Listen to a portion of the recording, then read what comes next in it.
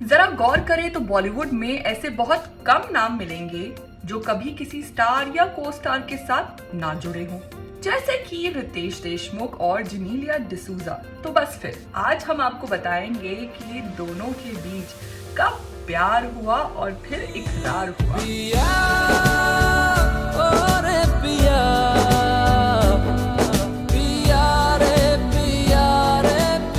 पहली बार दोनों की मुलाकात हैदराबाद एयरपोर्ट पर हुई फिल्म तुझे मेरी कसम की शूटिंग के सिलसिले में। अब ये दोनों के लिए पहली फिल्म थी तो जाहिर सी बात है कि दोनों के लिए ये प्रोजेक्ट खास था। जहां रितेश महाराष्ट्र के पूर्व सीएम के बेटे थे तो वहीं जेनेलिया भी किसी छोटे घर से ताल्लुकात नहीं रखती थी।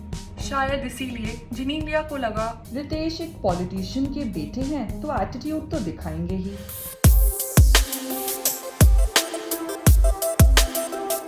इसीलिए रितेश से मिलने से पहले ही जेनेलिया ने सोच लिया था कि वो उन्हें भाव नहीं देंगी और ऐसा ही हुआ। जब वो रितेश से मिली तो हैंडशेक के अलावा उन्होंने कोई बात नहीं करी, जैसे कि रितेश उनके आसपास है ही नहीं। अब रितेश को समझ नहीं आ रहा था कि जेनेलिया ऐसे बिहेव क्यों कर रही है और उन्हें ये इग्नोरेंस वाला बिहेवियर बिल्कुल पसंद नहीं आ रहा था। फिल्म की शूटिंग शुरू हुई तो दोनों साथ में सेट पर वक्त बिताने लगे और फिर जेनेलिया को एहसास हुआ कि वो जैसा रितेश के बारे में सोच रही थी वैसे वो बिल्कुल नहीं है।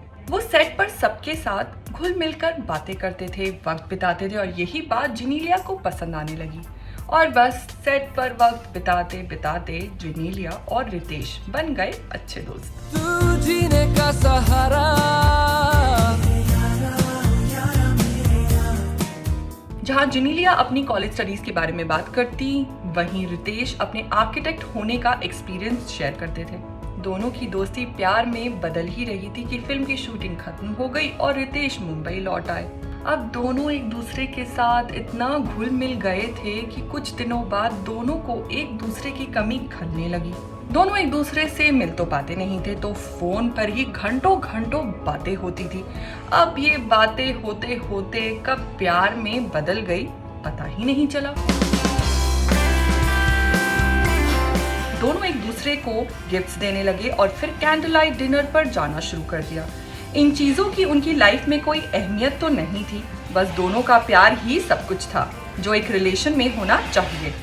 फाइनली साल 2012 में 9 साल एक दूसरे को डेट करने के बाद रितेश और जेनेलिया शादी के बंधन में बंध गए। दोनों ने एक साथ कई फिल्में की हैं, जैसे कि तुझे मेरी कसम, मस्ती, तेरे नाल लव हो गया, लाए भारी। आज दोनों की शादी को करीब 8 साल हो चुके हैं, लेकिन सबसे मजेदार बात तो ये है कि आज तक दोनों में से किसी को ये नहीं पता कि किसने किसको प्रपोज किया था और कब।